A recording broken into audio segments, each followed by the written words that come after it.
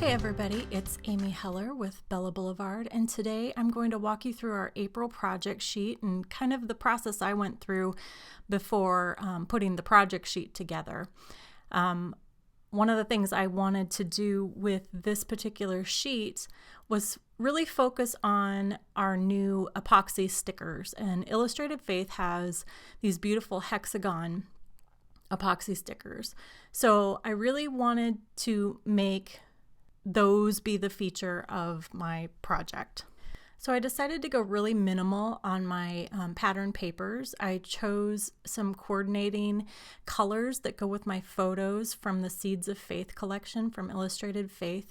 And I just wanted everything to kind of peek out from behind my photos, just adding to the colors, but not taking away from the photos themselves. I really wanted it to be just an emphasis of what was going on in the photos.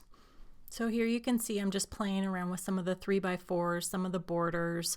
I've pretty much decided on the papers that are going to go behind my photos. It's just a matter of getting them to the place where they really need to stay. So then I decided to have a border on the top and a border on the bottom. And I'm layering up my photos the way that I think they look best, and just a little peek here and there of the pattern papers, nice layering. And then I'm centering everything onto my white cardstock. And on the project sheet, I give you the exact dimensions of all the papers that I've used. I've also given you guidelines as far as how far from the top to put everything, so that it lays just the way that my page ended up being finalized. And here I've decided to use my new acrylic words from Bella Blvd as my main title work over the top of my two sub photos. I used a dry adhesive that has a really high tack to it, so that my acrylic words wouldn't move, and it's acid free.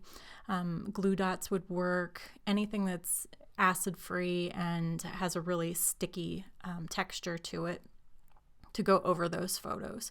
So now I'm adhering my borders to the top and the bottom now that I've kind of decided where everything is going to go.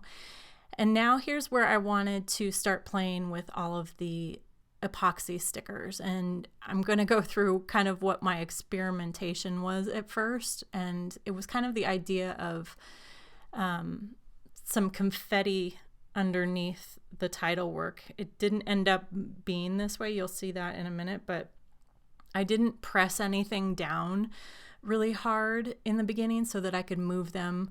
I do that quite a bit, where I just for placement purposes, I just put things down, and then you can see I start picking them up and moving them around. I wasn't really liking how it was ending up, so I just decided, okay, let's move these in and keep everything centralized. And I didn't really end up liking that either. So you can see me removing and replacing. And then I started playing with the paper pieces, and I came up with these cute butterflies, and it just clicked.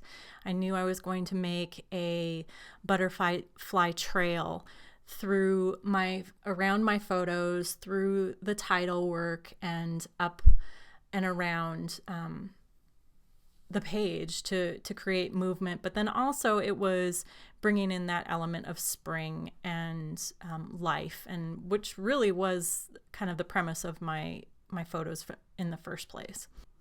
So once I kind of got the placement of what I was going to do in the overall big picture of my layout, I started adding more of the epoxy hexagons, and I added a lot of white because I wanted the dimension and the texture, but I didn't want the color necessarily. I really wanted just to be a textural, really light and airy feel.